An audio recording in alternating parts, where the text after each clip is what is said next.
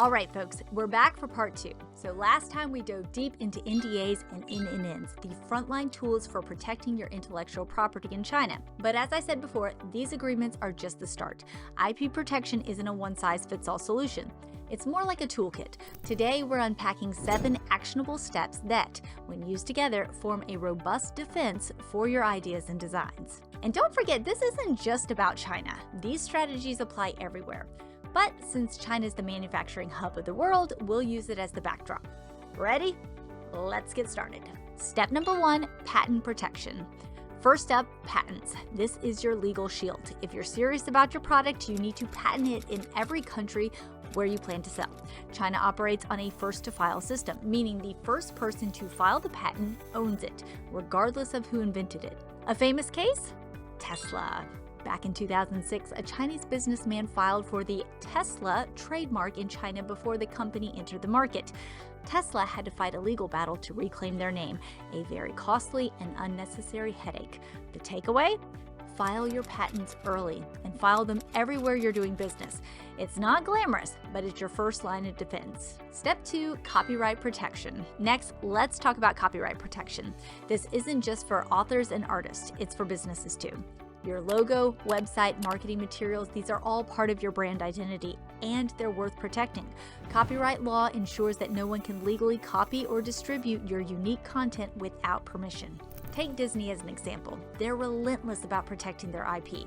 From counterfeit Mickey Mouse toys to fake Disney parks, they've seen it all. But because they register copyrights globally, they can take swift legal action whenever knockoffs appear. The bottom line, don't just protect your product, protect the story around it, your brand, your identity, your message. Step 3, confidentiality agreements. Now let's revisit confidentiality agreements. If you're manufacturing in China, an NNN agreement isn't optional, it's essential. Remember, NNN stands for non-disclosure, non-use, non-circumvention. It's like an NDA on steroids. In part 1 of this series, I explained all about NNNs. You can check that out here. Here's what makes it work. Number 1, non-disclosure. It stops the factories from sharing your designs with others. Number 2, non-use. It prevents them from using your designs for their own products. Number 3, non-circumvention. It blocks them from selling directly to your customers. And don't forget the fine print. Make sure the agreement is written in Chinese so there's no room for lost in translation. Uses Chinese law for enforcement in local courts. NNNs set the ground rules. They tell your suppliers this isn't just a handshake deal, it's a legally binding agreement. Trust me, that goes a long way. Step 4, mold and tooling agreements. Here's a step a lot of people overlook, mold and tooling agreements. If your product requires custom molds or tools, you've got to lock down ownership and usage rights. Why? Because without it, a factory could use your molds to produce extra units they can sell to your competitors. Here's the case in point. A US-based startup making high-end water bottles discovered that their manufacturer in China was producing extra bottles and selling them on Alibaba. They hadn't secured a tooling agreement, so they had no legal ground to stand on. Don't let that happen. Include these in your agreement. Exclusive use. Only you can use the molds. Ownership rights. The molds belong to you and you can retrieve them anytime. Molds and toolings are investments. Treat them like one.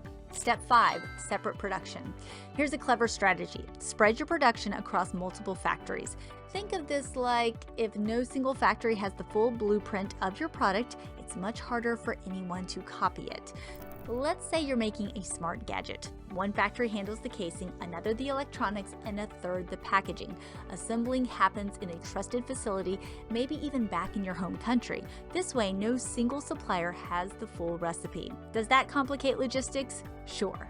But if your IP is valuable enough, the extra layer of security is worth it. Step 6, build trust with suppliers. So let's talk about trust. A good supplier values their reputation and wants to keep you as a client. They'll respect your IP, not just because it's the law, but because it's good business.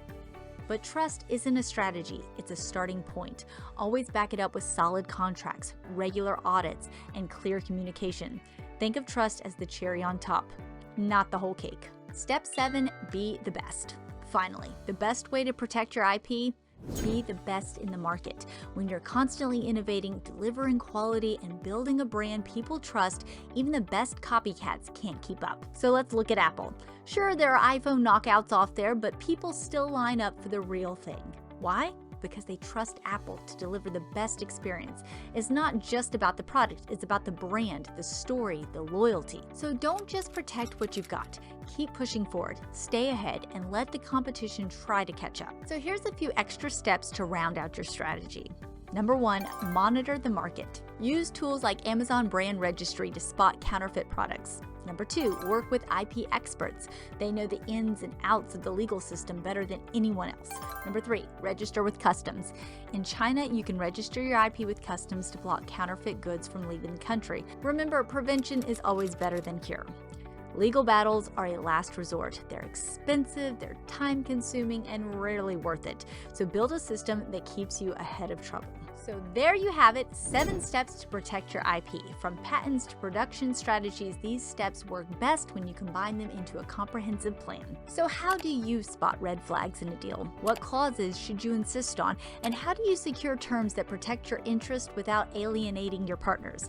I would love to hear from you. If you found this helpful, give it a like, share it with someone who needs to hear it, and subscribe so you never miss a global sourcing update. Protect your ideas, protect your business, and stay ahead of the game, and I will see you in the next one.